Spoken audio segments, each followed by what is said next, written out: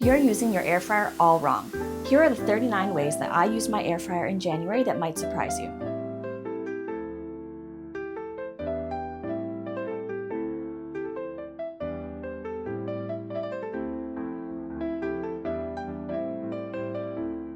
Welcome to the kitchen where we make everything but pasta. I'm going to go through the different ways that I used my air fryer in January to make breakfasts, lunches, dinners, desserts, and snacks that aren't just regular air fryer staples.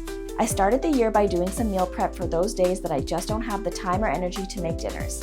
Using the air fryer racks, and side note, I did purchase additional air fryer racks so I can do multiple batches at a time. I roasted several eggplants for the basis of my eggplant parm. I combined the eggplant with layers of tomato sauce, parsley, panko, and mozzarella and froze them in individual containers for when I needed a quick meal. The next day, I used my air fryer in a few different ways. I started by proofing my bread dough in the air fryer using the proof function, then baked it with high heat, and once it was ready, I again used it to make a slice of toast for my eggs and avocado toast.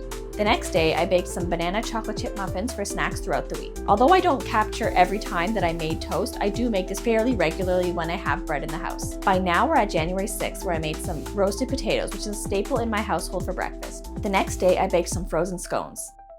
That evening for dinner, I roasted some asparagus to have with a side of pan-fried fish. The next day, I took some time to give my air fryer a deep clean. I filmed a thorough deep cleaning video that is on the channel if you want some tips and tricks on how I keep my air fryer looking its best. On the 9th, I made macaron. I make macaron fairly regularly, and I've been doing some tests to see if it can be made consistently well in the Breville. I'll be honest though, I prefer for this one thing to use my oven. I was out of bread, so I needed to use the air fryer again to proof and bake the bread for bread throughout the week. That night, I had lime grilled chicken with some chimichurri sauce and roasted potatoes. My mom has filmed that recipe for the channel. The next evening, all I had to do for dinner was whip up some garlic toast and reheat a serving of meal prepped eggplant from the freezer. The next day, I had a scone for breakfast and some toast for a mid-morning snack. On January 14th, I roasted some beets for a beet salad, and on the 16th, I roasted some potatoes for breakfast. I had nachos for lunch, and no one can tell me that microwave nachos are better than oven nachos. You can duke it out in the comments, but know that I've already made my mind up. On the 17th, again, I had some toast, and the next day, I actually used the air fryer to season my new cast iron pan that I had gotten off Facebook Marketplace. All you need to do is rub a thin coat of oil and heat it up and let it cool down, and repeat that about 4 times to get a nice seasoning on your pan. That night, I made yogurt in the air fryer for the week. I run it overnight using the dehydrator setting to set the oven to maintain a perfect 110 degrees. On the 19th, I made some toast, this time with pesto, for breakfast and roasted some turnips for a salad at lunch.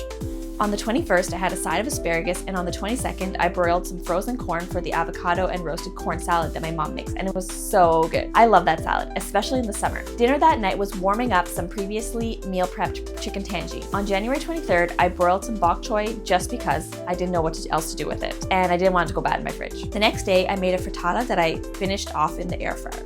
On the 25th, I both proofed and baked some fresh croissant, which is really a labor of love. I don't think it's something that a ton of people are going to do, but I took a class when I went to Paris last year, and it's not as hard as I thought it was going to be. It just requires a lot of patience and planning. On the 26th, I had a side of asparagus and garlic toast with my dinner. And on the 27th, I made more bread. The 28th, I had a skilled frittata this time because I wanted to see which way I liked better, with a side of roasted potatoes. On the 30th, I made an Indian dessert bread, which is called naan, which is a sweet bread with fennel in it. Again, I used the air fryer both to proof and to bake it. And finally, to close out January, I made some roasted corn. So that's how I ended up using my air fryer 39 times in the month of January. I used it most days, sometimes a few times in the same day. I do use it to air fry things quickly, but this month I mostly roasted, proofed, baked, toasted, and reheated tons of different things. I used it for breakfasts, lunches, dinners, and snacks, and even for seasoning my new cast iron pan. I hope in watching this you were able to learn at least one new way that you hadn't thought of using your air fryer. If you learned something new, let me know in the comments below. If you want to see some of the recipes that I made this month, you can find those on the channel. Thanks so much for watching. Bye!